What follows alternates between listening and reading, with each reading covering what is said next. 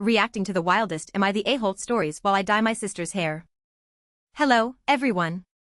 Today, I'm going to transform my sister's dull hair into a brilliant blonde while we spill all the tea on some of the wildest stories heating up the internet.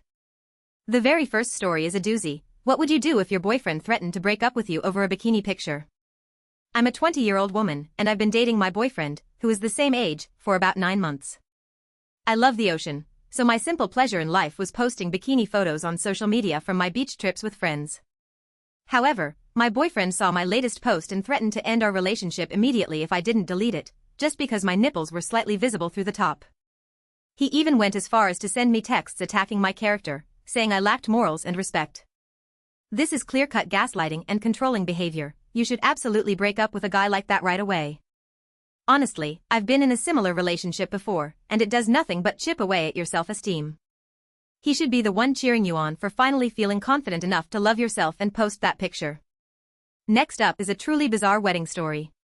My husband and I planned a space-themed wedding and gave my sister the very important role of ring bearer. But on the day of the wedding, she ignored the formal dress code and showed up in a giant Saturn Halloween costume.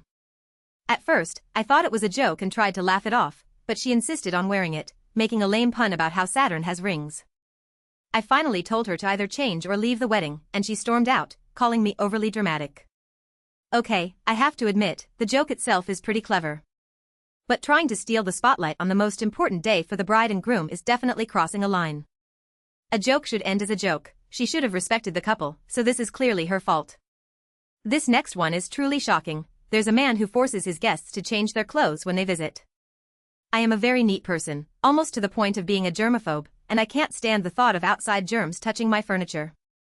So, I give my guests a heads up that they need to either bring a fresh change of clothes or wear a disposable plastic poncho I provide if they want to sit on my couch.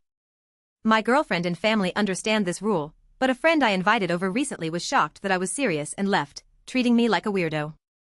Well, if you have something like OCD, it's understandable, but from a guest's perspective, it could feel quite uncomfortable and rude. Instead of forcing a dress code on your guests, wouldn't a smarter solution be to use something like a sofa cover? Next is a story about a shameless person who took a favor for granted and acted entitled.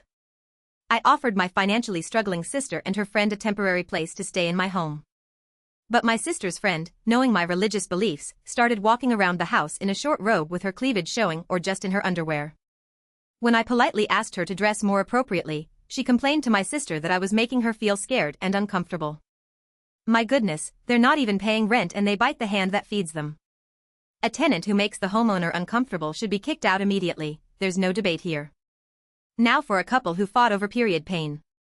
My girlfriend slept over at my place, and when she woke up, she had severe period cramps and asked me for a painkiller.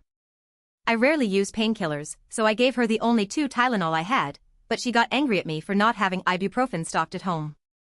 She said I was being inconsiderate, but I think you should be responsible for carrying your own necessary medication. Am I wrong? As someone who suffers from chronic pain, I agree that it's your own responsibility to carry the medication you need. However, it would be incredibly sweet and touching if your boyfriend understood your pain and kept some medicine for you just in case. So, while the girlfriend was wrong to get angry, you'd be an amazing boyfriend if you bought some for her after this. An engaged couple wants a child-free wedding. Is their decision justified?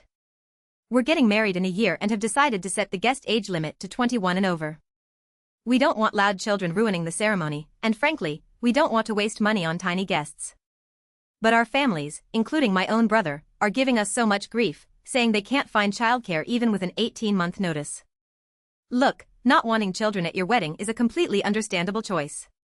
But setting the bar at 21 seems a bit harsh. Your 18-year-old nephew can join the army but can't come to your wedding? As long as you don't get upset when people decline the invitation, I think it's okay to have the wedding you want. This last story is so frustrating it makes my chest feel tight.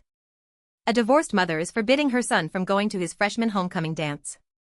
Her only reason is that the party is on a Saturday, which happens to be her weekend with the son she sees only 4 days a month. Even though the dad offered to make up the time, she's refusing because it means she'll get less time with him. My God, does she think her son is a possession? This is pure selfishness and emotional abuse.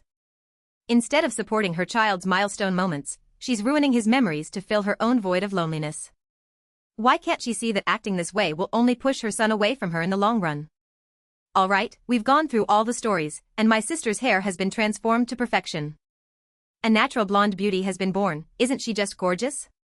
Double tap the screen for good luck.